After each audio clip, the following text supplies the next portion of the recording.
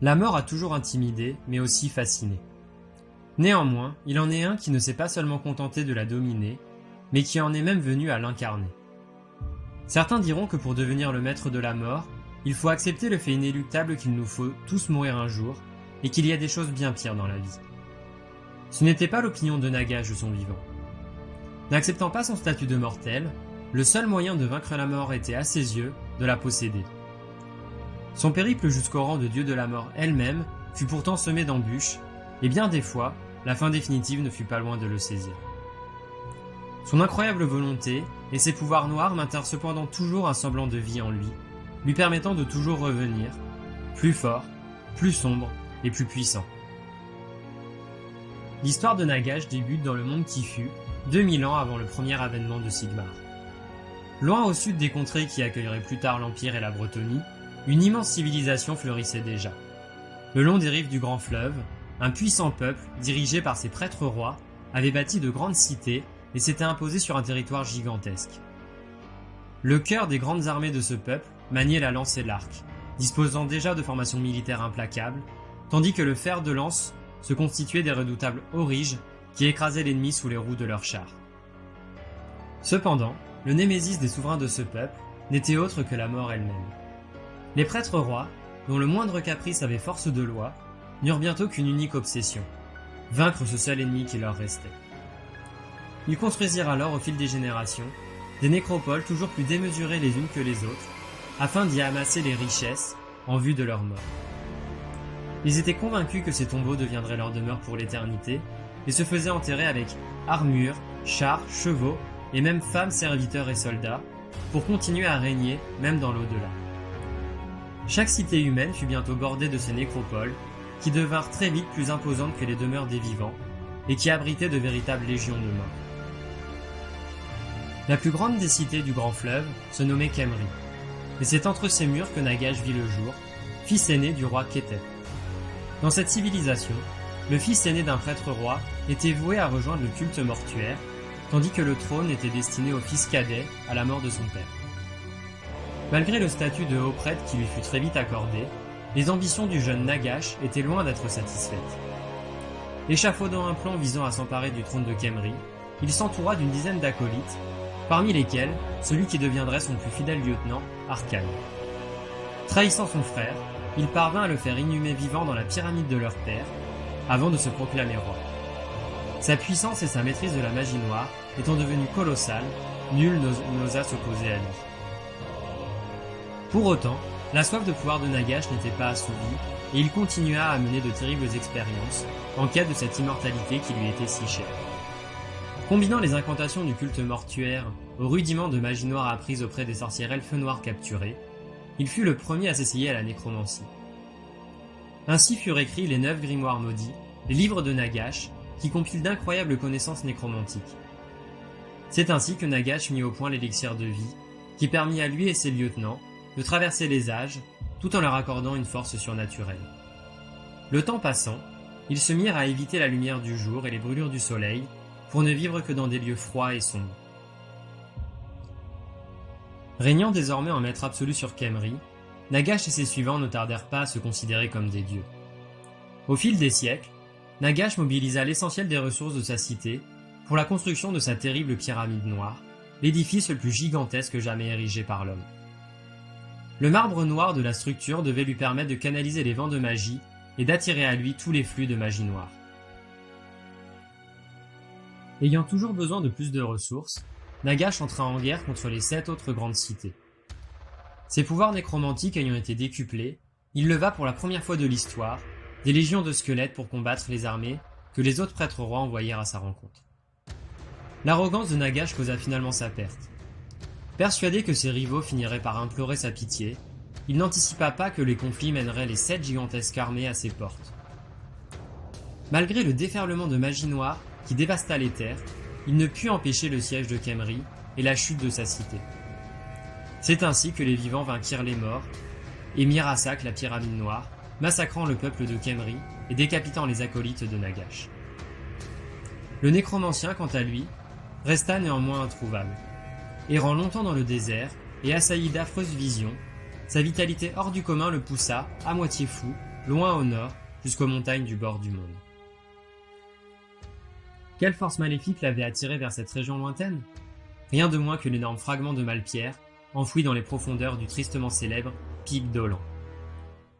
Lorsque de nouvelles visions embrasèrent l'esprit de Nagash, et qu'un sombre pouvoir coula à nouveau dans ses veines, il sut qu'il avait trouvé le lieu idéal pour bâtir son empire. Il vécut de longues années en ermite, méditant sur la nature intrinsèque de la magie, et puisant au plus profond de son être pour rendre son esprit plus pénétrant et réceptif. L'exposition prolongée à la Malpierre provoqua de terribles transformations en lui. Son corps se dessécha, tandis que son cœur cessa tout simplement de battre. Seule la force de sa sombre volonté et ses pouvoirs maléfiques le maintinrent en vie. Il ne restait rien de l'homme qu'il avait été. Il avait définitivement basculé dans le royaume de la non-vie. La notion de temps changea également complètement pour Nagash, qui ne souffrait plus de son passage. Un véritable empire, voué au mal, émergea tout doucement autour du pic d'Olan, où le grand nécromancien fit construire la tour qui deviendrait bientôt la puissante forteresse de Nagashizar, capitale des arts sombres et siège de l'être le plus malfaisant que le monde n'avait jamais vu naître.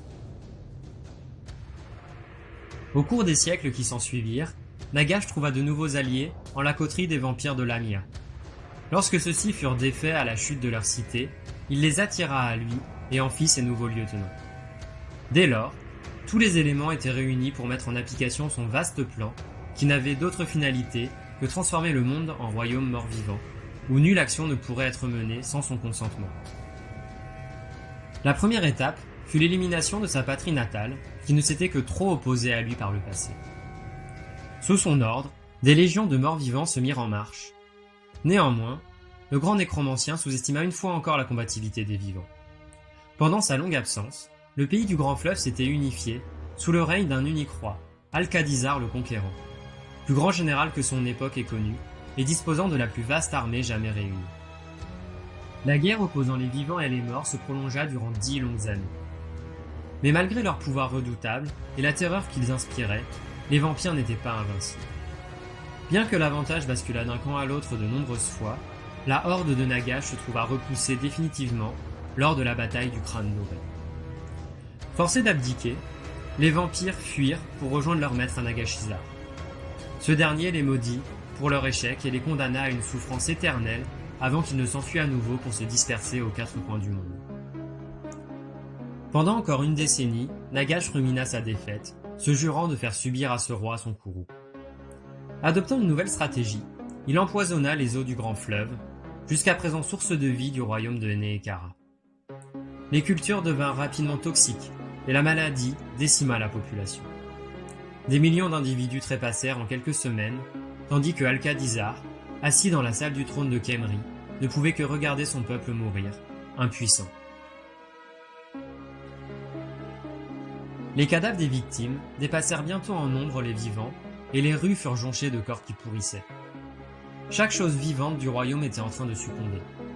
Si bien que lorsque Nagash rassembla à nouveau ses légions de cadavres, et se mit en marche vers son ancien domaine, il ne rencontra aucune opposition. Le seul être qu'il consentit à garder en vie fut le roi lui-même, qu'il ramena jusqu'à Nagashizar. Probablement par orgueil, il prit soin de lui confier son plan. Il lui révéla ainsi qu'il s'apprêtait à réanimer tous les cadavres de Neekara pour les intégrer à son armée de la non-vie. Livré au désespoir, le roi déchu fut jeté dans les oubliettes de la cité. Tenant sa promesse, Nagash entreprit alors le plus grand rituel de son histoire. Absorbant une quantité considérable de Malpierre, il attira à lui toutes les énergies magiques stockées dans la pyramide noire et dispersa au vent des poignées de poussière noire qui furent emportées jusqu'aux grandes nécropoles de Neekara. Au moment où son sortilège atteint son apogée, partout sur les terres du grand fleuve, les morts s'éveillèrent. Épuisé par la dépense d'énergie nécessitée par le rituel, Nagash s'effondra en transe sur son trône. Nul ne sait si le grand nécromancien avait prévu cet état de faiblesse passager qui le prit alors. Toujours est-il qu'il n'en fallut pas plus pour que les villes Skaven profitent de cette opportunité. Le Conseil des 13, bien qu'ayant traité avec Nagash au cours des époques, ne vit pas d'un bon œil l'avènement de cette si grande menace. Sans la moindre explication, ils entreprirent de libérer le prisonnier qui croupissait au fond des geôles de Nagashizar et le guidèrent jusqu'à la salle du trône. Nagash s'y trouvait, seul, baigné dans une pénombre inquiétante, immobile. Alcadizar s'approcha, méfiant, craignant une nouvelle ruse du grand nécromancien. Ce dernier ne s'éveilla qu'au dernier moment, lorsque le coup partit, comme averti par un sixième sens. Cela ne suffit pas à le sauver. L'ancien roi lui tranchant le bras avant de le poignarder sauvagement. Les runes Skaven imprégnées dans la lame firent effet en un rien de temps et sapèrent la vitalité surnaturelle de Nagash, dont le corps s'effondra et se brisa en 1000 morceaux. Suite à sa destruction, l'armée des morts vivants s'évanouit, chaque squelette ou zombie s'effondrant comme une marionnette dont on aurait coupé les fils.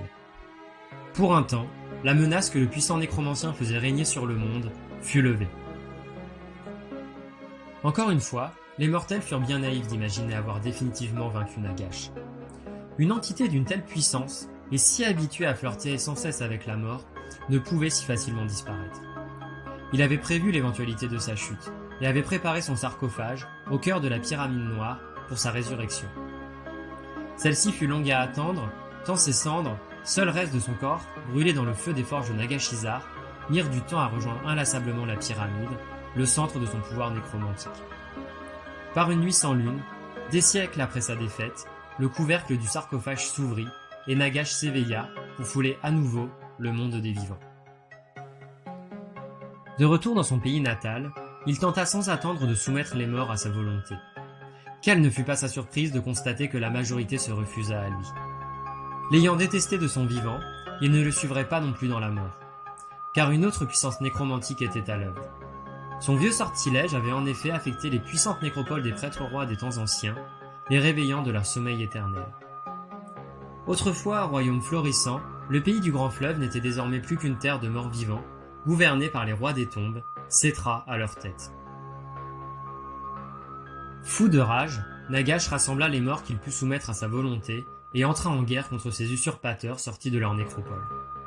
Une fois encore, malgré sa puissance démesurée, il ne put vaincre face à la force du nombre et fut chassé des terres qu'il avait vues naître. C'est tout naturellement vers Nagashizar que ses pas le menèrent. Sa cité était devenue un repère de Skaven, où une importante colonie s'était développée, exploitant les gisements de malpierre qu'abritaient ses profondeurs. Sans mal, Nagash ouvrit en grand les ports de sa citadelle qu'il avait forgée lui-même, et laissa gouler squelettes éliminer les intrus qui avaient osé profaner son sanctuaire. À nouveau assis sur son trône, il put alors prendre le temps d'évaluer ce qu'était devenu le monde durant son absence. Il découvrit ainsi l'avènement des hommes dans les territoires du Nord, mené par nul autre que Sigmar Eldenhammer. Il réalisa également que sa couronne de puissance, lui permettant de canaliser toute l'énergie contenue dans la pyramide noire, avait été dérobée par Moras. C'est ainsi qu'à la tête d'une grande armée, Nagash prit la direction du fort d'Airain dans les monts du Milieu. Mal lui en prit, car un chef de guerre dont la puissance brute dépassait même la sienne ne vit pas d'un bon œil la présence des morts vivants sur les terres des tribus qu'il avait unifiées. C'est ainsi que pour la première fois, Nagash et Sigmar s'affrontèrent. Deux entités comparables à des dieux, deux titans qui croisèrent le fer.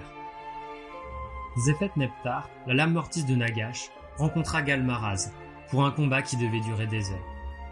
Bien que le futur empereur fût grièvement blessé par la lame maudite, le marteau de guerre légendaire finit par briser le crâne de Nagash, dont l'esprit s'envola à nouveau pour rejoindre son sarcophage de Khemri. Ce ne fut qu'une fois la bataille totalement finie que Sigmar s'effondra.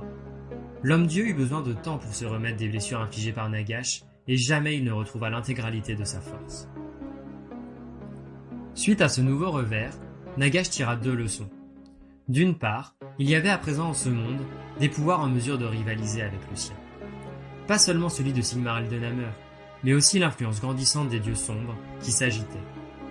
D'autre part, la malédiction de la lame avec laquelle Alcadizar l'avait poignardé rendait chacune de ses réincarnations plus douloureuses, et il en sortait inéluctablement plus faible. Ainsi, durant des générations, Nagash choisit de n'intervenir dans les conflits du monde que par le biais de ses plus fidèles serviteurs, qu'il était en mesure de contrôler à distance.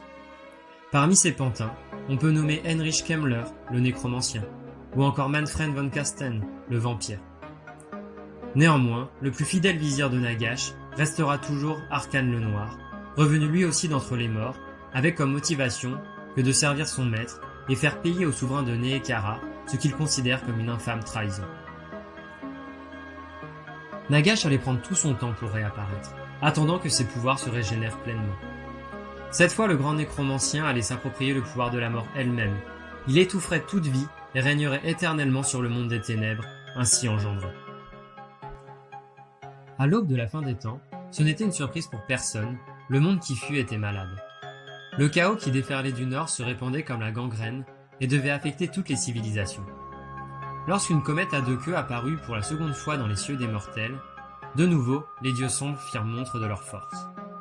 La digue entre les mondes s'éventra et le filet de magie devint un déferlement. Les ténèbres recouvrant la Sylvanie devaient être témoins de ce retour, soigneusement préparés. L'air y était chargé d'enchantements impies, tenant à distance les prêtres de Sigmar. Dans les donjons du château Sternist, siège de Manfred von Karsten, 9 vaisseaux de pouvoir divin avaient été emprisonnés. 9 mortels aux portes de la mort, dont le sang, béni par les dieux, devait permettre de mener à bien un rituel tiré des livres de Nagash. Parmi ces 9 réceptacles de pouvoir divin, les pièces maîtresses n'étaient autres que Morgiana la fée enchanteresse, prophétesse et fille de la Dame du Lac, Aliatra, fille de Alarielle la reine éternelle d'Ultuan, et Volkmar le Sévère, grand théogoniste et héritier de Sigmar. Les 6 autres vaisseaux de pouvoir étant des prêtres et prêtresses des cultes de mort, Shalia, Ulrich, Ranald, Myrmidia et Tal. Malgré les armées envoyées en Sylvanie pour les contrer, Arkhan et Manfred arrivèrent au terme du rituel des 9 démons et ramenèrent Nagash, non sans que Arkhan ne détruise d'un vieillissement le héros elfique Eltarion de Thor-Ivresse, alors qu'il était à 2 doigts de libérer la princesse Aliatra. Au cœur d'un feu spectral d'une couleur émeraude, l'immense silhouette squelettique du grand nécromancien domina alors la Sylvanie et libéra une nouvelle vague de magie nécromantique à travers le monde. Car cette fois-ci, Nagash ne se contenta pas de renaître. Il avait passé un pacte avec le mage Oelf Teclis et commandait à Arkhan de réunir ses artefacts de pouvoir en vue d'un projet beaucoup plus ambitieux. Il cherchait en effet à libérer Shiish, le vent de la mort, de l'attraction du grand vortex d'Ultuan pour se l'approprier.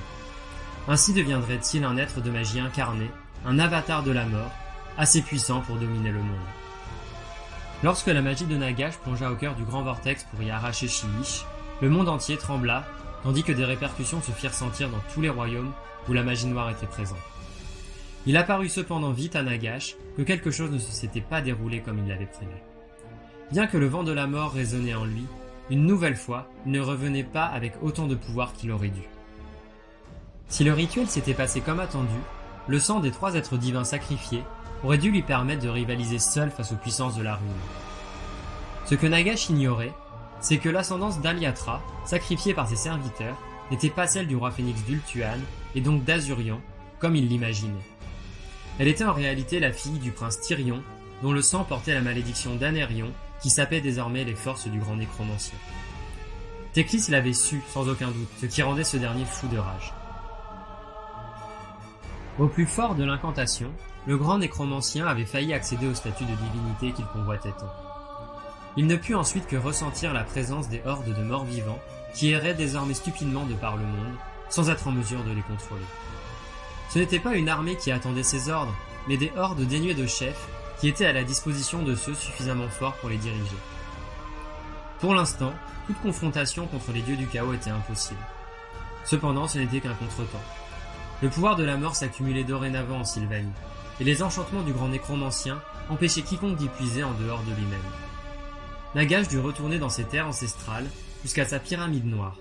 Au sein de celle-ci seulement, il serait en mesure de se débarrasser de la malédiction qui pesait sur lui. C'est ainsi que Nagash entreprit encore une fois le long voyage vers Khemri. Il savait que la route lui serait barrée par son vieil ennemi Settra et qu'il devrait le vaincre à tout prix pour atteindre sa pyramide. Il s'entoura pour cette campagne des 9 lieutenants qui lui restaient fidèles par dévotion ou par crainte.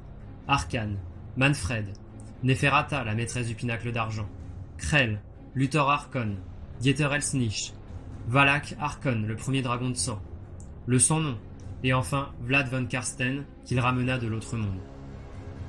Les événements qui s'en suivirent mériteraient sans doute d'être narrés, mais leur richesse est telle que cela demanderait encore bien du temps.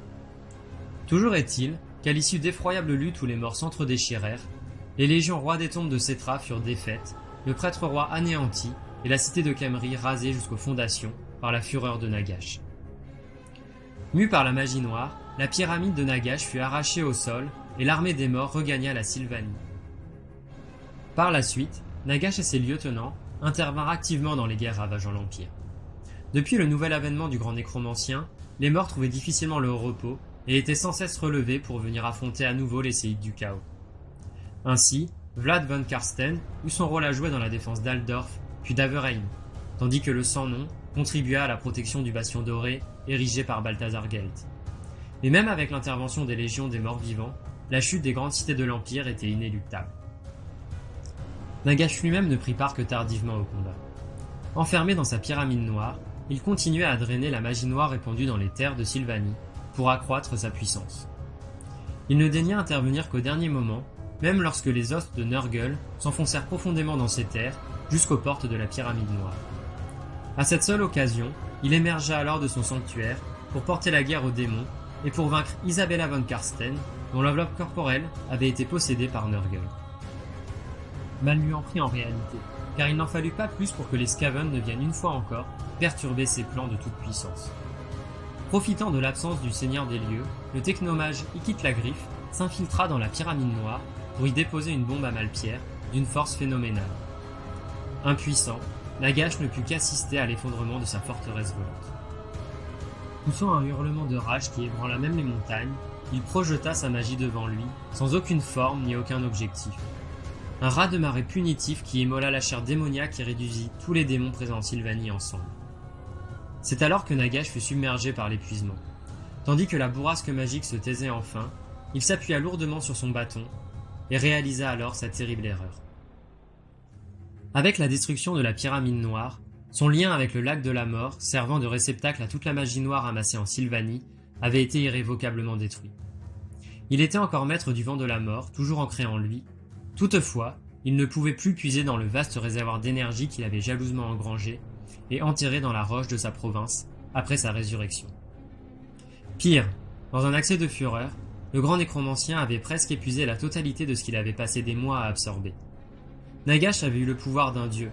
Suite à cet épisode, il était redevenu mortel et n'était pas plus puissant que les autres incarnations. Deux possibilités se présentaient à présent, et elles révulsaient toutes deux le fier Nagash. La première était de succomber aux dieux du chaos, de devenir leur serviteur, comme tant de ses vassaux l'avaient fait. L'autre était de faire front avec les vivants contre les forces des dieux sombres, ce qui forçait le grand nécromancien à traiter des mortels en égaux. Aucune voix n'était attirante, car chacune revenait à admettre son échec, et concéder qu'il n'était pas le tout-puissant qu'il prétendait. En dépit de l'aversion et de la méfiance qu'il vouait aux autres peuples, et en particulier à Teclis, Nagash prit alors la décision de mener ses armées vers Athel-Lorraine, pour unir ses forces à celles des incarnations, et tenter de porter un dernier grand coup au chaos. Son arrivée ne fut bien sûr pas perçue d'un bon œil, en particulier par les seigneurs elfes, car Alarielle et Tyrion n'étaient pas sans savoir que seul le sacrifice de leur fille avait permis le retour du grand nécromancien.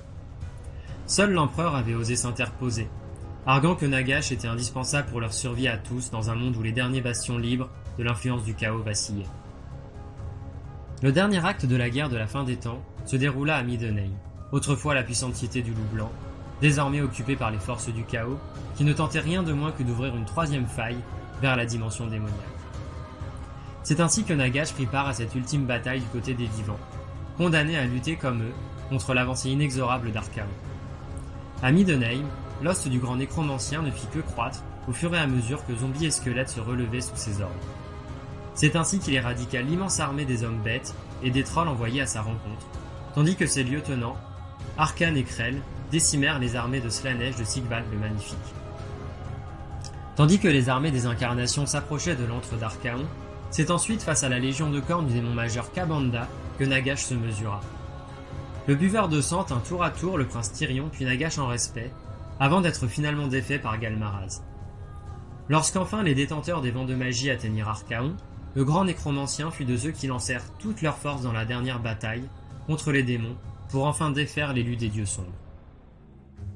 Hélas, tout comme ses alliés, il se fit surprendre par son ancien serviteur, Manfred von Karsten, lorsque celui-ci surgit des ombres et empala Balthazar Gelt, alors détenteur du vent de Chamon. Les ambitions démesurées du vampire, pourtant longtemps canalisées par son maître, firent voler en éclats tout espoir de victoire pour les incarnations. Les vents de Gur et d'Akshi avaient déjà été difficilement canalisés par Teclis, qui ne fut pas en mesure d'absorber Chamon. Avalés par la faille du chaos naissante, les vents de magie fou ne tardèrent pas à être suivis par ceux encore en la possession des incarnations survivantes. Privés de leur magie, les plus affligés furent Nagash et Malekith, que leurs vents respectifs de Sheesh et Ulgu maintenaient en vie. C'est ainsi que l'enveloppe du grand nécromancien fut réduite en poussière, en même temps que le monde qui fut vivait ses derniers instants.